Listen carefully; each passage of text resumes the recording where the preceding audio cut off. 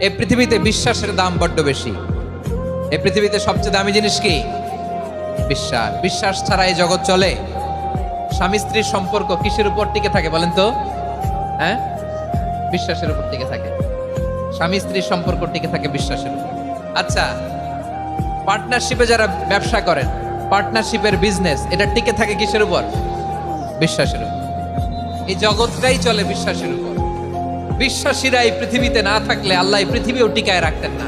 একজন বিশ্বাসী এই পৃথিবীর বুকে বেঁচে থাকলে আল্লাহ তাআলা এই পৃথিবী ধ্বংস করবেন না। চিল্লায় পড়েন আল্লাহু আকবার।